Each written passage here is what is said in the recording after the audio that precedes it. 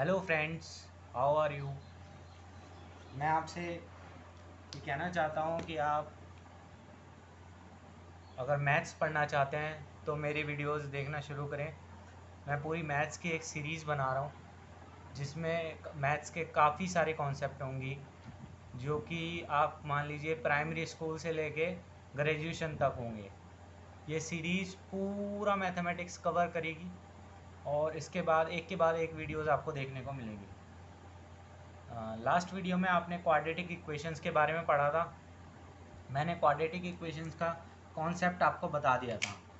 आज हम पढ़ने वाले हैं क्वाड्रेटिक इक्वेशंस के कुछ स्पेशल टाइप क्वेश्चंस जो कि नॉर्मली आपको करने में डिफ़िकल्टी आती है, या ऐसे क्वेश्चंस जो जेईई मेंस या फिर अदर इंजीनियरिंग एग्ज़ाम्स में या मैथमेटिक्स के अदर एग्ज़ाम्स में बहुत इंपॉर्टेंट होते हैं। फॉर एग्ज़ाम एक्चुरियल साइंस के एग्ज़ाम में, या जेईई मेंस के एग्ज़ाम में, या जेईई एडवांस्ड के एग्ज़ाम में। आज हम देखते हैं कुछ ऐसे क्वेश्चंस, क्वाड्रेटिक इक्वेशंस।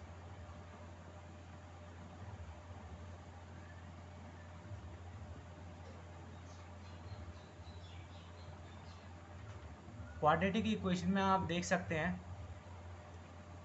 कि हमने पढ़ा था क्वाड्रेटिक इक्वेशन की जनरल फॉर्म होती है A X square plus B X plus C is equals to zero, जहाँ पर ए बी और सी कांस्टेंट होते हैं और एक्स हमारा एक वेरिएबल है और इसमें वेरिएबल की डिग्री या पावर 2 है, इसलिए इसका नाम क्वाड्रेटिक इक्वेशन है। अगर आप क्वाड्रेटिक इक्वेशंस के बारे में बिल्कुल भी नहीं जानते हैं तो इससे पहले एक वीडियो मैंने डाला है क्वाड्रेटिक इक्वेशंस कॉन्सेप्ट, आप उसको देखिए। उसको देखने के बाद आपको क्वाड्रेटिक इक्वेशंस क्या होती हैं, इक्वेशंस क्या होती हैं, ये सब समझ में आ जाएगा। फिर आपको मैथ्स अच्छा लगने लगेगा और आप इंटरेस्ट से ये वीडियोस देख और समझ पाएंगे। क्वाड्रेटिक इक्वेशन की जनरल फॉर्म ये होती है, हमने 3 मेथड पढ़े थे क्वाड्रेटिक इक्वेशन को सॉल्व करने के। पहला मेथड पढ़ा था फैक्टराइजेशन, दूसरा मेथड पढ़ा था कंप्लीटिंग स्क्वायर,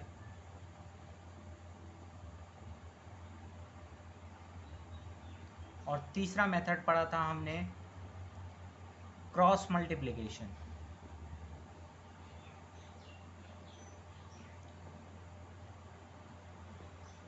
तीनों मेथड आई होप आपको याद होंगे।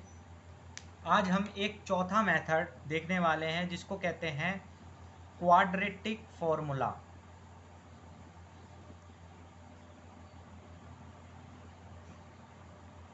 या इसको कहते हैं श्रीधराचार्य मेथड। हमारे एक मैथमेटिशियंस इंडिया में भी हुए थे जिनका नाम श्रीधराचार्य था, उनके नाम पे इस मेथड को रखा गया है। या फिर इसको कहते हैं discriminator method, discriminant method.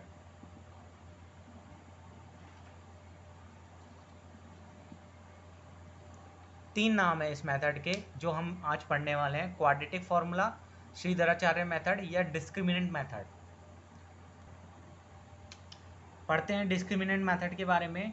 Discriminant method का मतलब होता है कि जो इक्वेशन है हमारी A X square plus B X plus C is equals to zero, इसमें x को डायरेक्ट एक फॉर्मूले के थ्रू निकाला जा सकता है जो होता है minus of B plus minus under root B square minus 4ac upon 2a। ये फॉर्मूला है, ये डायरेक्ट एक फॉर्मूला है जिससे x की वैल्यूज़ निकाली जा सकती हैं किसी भी क्वाड्रेटिक इक्वेशन में। और आप जानते हैं क्योंकि यहाँ पर डिग्री या पावर इक्वेशन में 2 है तो x की 2 वैल्यूज़ पॉसिबल है, यानी 2 सॉल्यूशन किसी भी क्वाड्रेटिक इक्वेशंस के होते हैं। जैसे जैसे डिग्री बढ़ती जाएगी वैसे वैसे सॉल्यूशंस बढ़ते जाएंगे। अगर किसी क्वाड्रेटिक इक्वेशन किसी इक्वेशन की डिग्री 2 है तो उसके 2 सॉल्यूशन होंगे, किसी की इक्वेशन की डिग्री 3 है तो उसके 3 सॉल्यूशन होंगे, किसी इक्वेशन की डिग्री 4 है तो उसके 4 सॉल्यूशन होंगे। इस तरह से आप समझ सकते हैं अदर इक्वेशंस को भी। ठीक है, आगे बढ़ते हैं। इस मेथड पर मैं एक छोटा सा एग्जांपल आपको सॉल्व करके दिखाता हूँ। लेट्स से एक इक्वेशन है हमारे पास X square minus 4x plus 4 is equals to 0। ये क्वाड्रेटिक इक्वेशन है। इसको डायरेक्ट फॉर्मूले से निकालने के लिए x equal to minus of B, B यहाँ पर क्या है -4 है, बी क्या है -4 है, माइनस ऑफ बी का मतलब है minus of -4 plus minus under root B square यानी -4 का स्क्वायर 16 हो जाएगा, -4 ए क्या है 1 है, जहाँ कुछ नहीं होता वहाँ 1 होता है, और 4 है 1 इंटू 4 4 ए सी की वैल्यू हो गई 4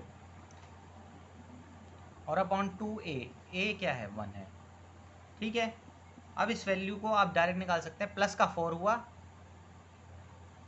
plus minus under root 16 minus 16 यानी 0 हो गया, अपॉन 2 वैल्यू हो गई 2, x की वैल्यू हो गई 2। अब आप कहेंगे यहाँ पर क्वाड्रेटिक इक्वेशन का तो एक ही सॉल्यूशन आया है 2, एक नहीं 2 सॉल्यूशन आया है, x की वैल्यू 2 बार 2 होगी, 2 बार 2, इसका मतलब कि एक बार 2 पुट करोगे तब भी 0 आएगा, दूसरी बार 2 पुट करोगे तब भी 0 आएगा। यहाँ पर वैल्यू डिग्री की 2 है, इसलिए यहाँ पर 2 बार 2 सॉल्यूशन होंगे, यानी x की वैल्यू 2, है, सिर्फ 2 नहीं है, यानी एक वैल्यू ना होकर 2 वैल्यूज हैं, ये दोनों 2 में कोई अंतर नहीं है, क्योंकि आप जानते हैं इस फॉर्मूले को हम अदरवाइज लिख सकते हैं x -2 का whole square is equal to 0, और आप जानते हैं कि एक बार 2 आएगी और दूसरी बार भी 2 आएगी, दो फैक्टर हैं इसके x -2 और x -2 इज इक्वल टू 0।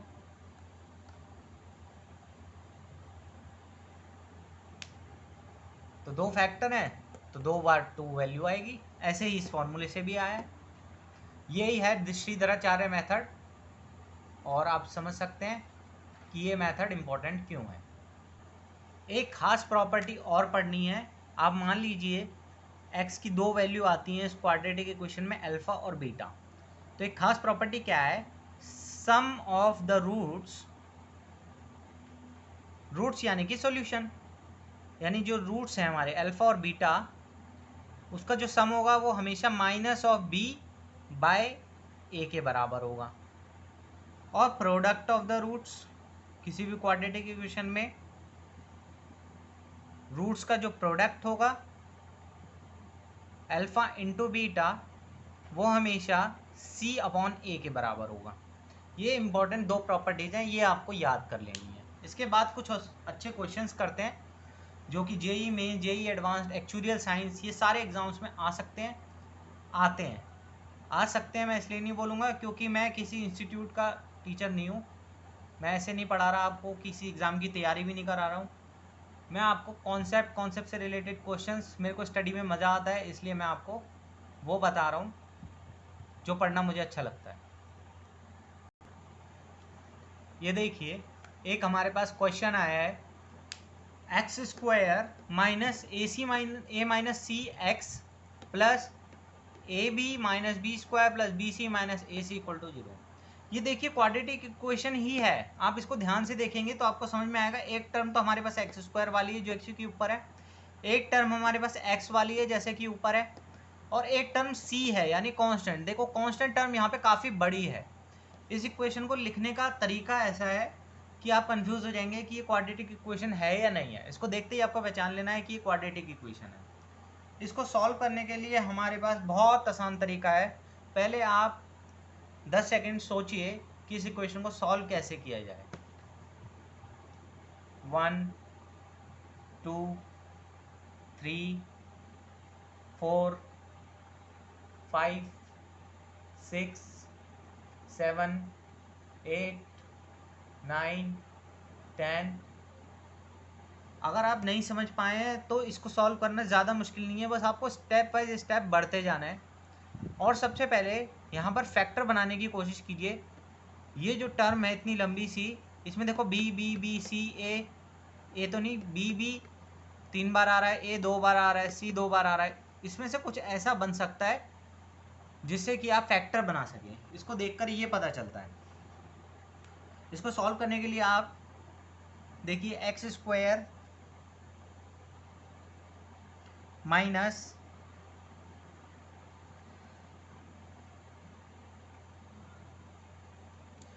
आप इसमें कर सकते हैं।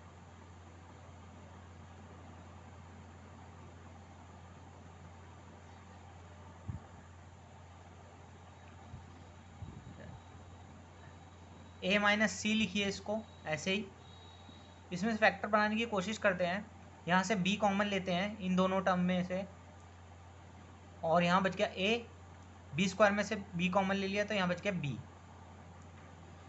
एक और इधर भी करते हैं, माइनस सी कॉमन लेते हैं। देखिए माइनस सी कॉमन लेंगे तो इधर भी a माइनस बी बच जाएगा। माइनस सी कॉमन लिया आपने तो a प्लस का हो गया और b माइनस का हो गया। ऐसे हमने फैक्टर बना दिए। ये मैंने क्यों किया है, ताकि यहाँ दोनों तरफ a माइनस बी बन जाए। S square minus a minus c x plus A minus B इस टर्म में भी है, ए माइनस बी इस टर्म में भी है, दोनों में से कॉमन ले लीजिए। यहाँ बच गया b minus c is equal to 0। अब देखिए यहाँ पर a माइनस सी है। अगर इसको फैक्टराइज करना है हमें तो ऐसा कुछ करना पड़ेगा कि यहाँ पे ये फैक्टर बन जाए। जैसे कि फैक्टराइजेशन मेथड आपको याद होगा, फर्स्ट टर्म और थर्ड टर्म का मल्टीप्लिकेशन वही होना चाहिए जो इसके कॉन्स्टिट्यूएंट का मल्टीप्लिकेशन हो, और ऐड ये सब्ट्रैक्ट करके यही आना चाहिए मिडल टर्म। तो मिडल टर्म स्प्लिट करते हैं, हम ऐसे स्प्लिट करते हैं कि यहाँ क्या करते हैं, a में प्लस b कर देते हैं और माइनस b कर देते हैं, और c को एज इट इज छोड़ देते हैं, ऐसे लिख देते हैं।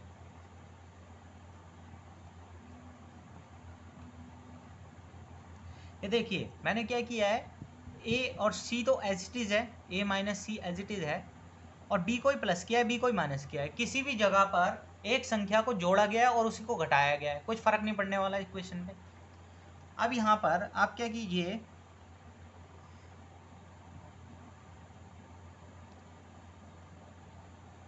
फैक्टर बन चुके हैं हमारे पास।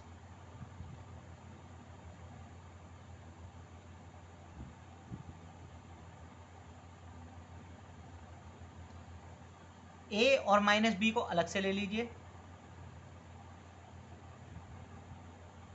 x के साथ, और प्लस b माइनस सी को अलग से ले लीजिए x के साथ।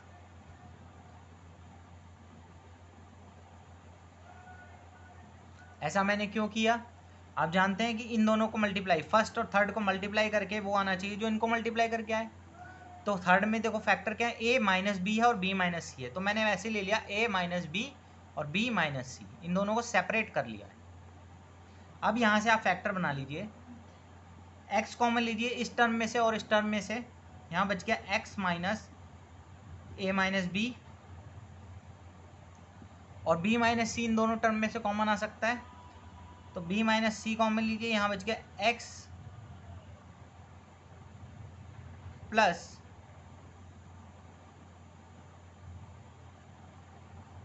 यहाँ भी माइनस आना चाहिए, सॉरी,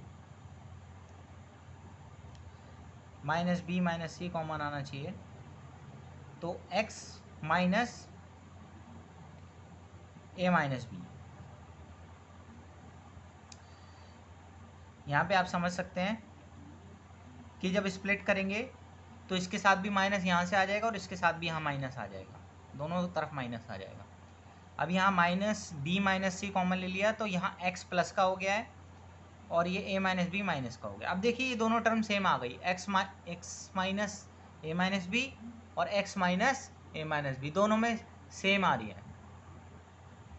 ये क्वेश्चन था हमारे सामने और हम यहाँ तक पहुँचे। अब इसके आगे बढ़ते हैं, इन दोनों टर्म में से ये कॉमन ले लेते हैं हम, x minus a minus b common ले लिया है, यहाँ बच गया x और यहाँ बच गया b minus c is equal to 0। एक बार ये 0 एक बार ये 0, दो नंबर का मल्टीप्लिकेशन 0 है, इसका मतलब है एक बार ये 0 होगा एक बार ये 0 होगा, तो x minus a minus b is equal to 0 हो जाएगा, और एक बार x minus b minus c is equal to 0 हो जाएगा। एक बार x हो जाएगा a माइनस बी और एक बार x आ जाएगा b माइनस सी। दो सॉल्यूशन आ गए हमारे पास। x equal to a minus B और x equal to b minus C. देखिए, देखने में तो ये क्वेश्चन बहुत अजीब सा लग रहा था, लेकिन इसकी दो वैल्यूज़ हमारे पास आ चुकी हैं। अच्छा क्वेश्चन था, इंटरेस्टिंग क्वेश्चन था। ऐसा ही एक और क्वेश्चन करते हैं। एक क्वेश्चन हम इस वीडियो में समझते हैं डिस्क्रिमिनेंट मेथड पे। एक क्वाड्रेटिक इक्वेशन में ले रहा हूँ, x square plus 2x minus 2 is equal to 0। X square plus 2x minus 2 is equal to 0। ये एक इक्वेशन है और इसको डी वाले मेथड से करते हैं। डी वाला मेथड मैंने आपको बता दिया, डिस्क्रिमिनेंट मेथड, श्रीधराचार्य मेथड। उसका फॉर्मूला क्या था आपको बताया है, x equal to minus b plus minus under root B square minus 4ac upon 2a। ये फॉर्मूला आपको याद कर लेना है बस, तो ये याद हो ही जाएगा अगर आप क्वेश्चन करने में इंटरेस्ट दिखाएंगे क्वाड्रेटिक के कुछ। आप इसको देखिए, इस इक्वेशन को सॉल्व करते हैं। x equal to minus of b, b की जगह रखते हैं 2, minus of 2 plus minus under root b square यानी 2 का स्क्वायर 4 माइनस 4, a क्या है 1 है और c क्या है माइनस 2 है, upon 2 times of a is 1। इसको सॉल्व कर लेंगे बस, छोटा सा क्वेश्चन है। डी वाले मेथड से आपको सॉल्व करना आ गया। डी वाला मेथड इसलिए बोलते हैं क्योंकि ये जो टर्म है बी स्क्वायर माइनस 4ac, ये डी होती है, इसको कहते हैं डिस्क्रिमिनेंट। डी का सिग्निफिकेंस क्या है वो हम आगे सीखते जाएंगे जैसे जैसे क्वाड्रेटिक में बढ़ते जाएंगे। Minus 2 plus minus under root, ये देखिए इसको सॉल्व करते हैं। 4 into 2 8 minus minus plus 8 plus 4 root 12 upon 2।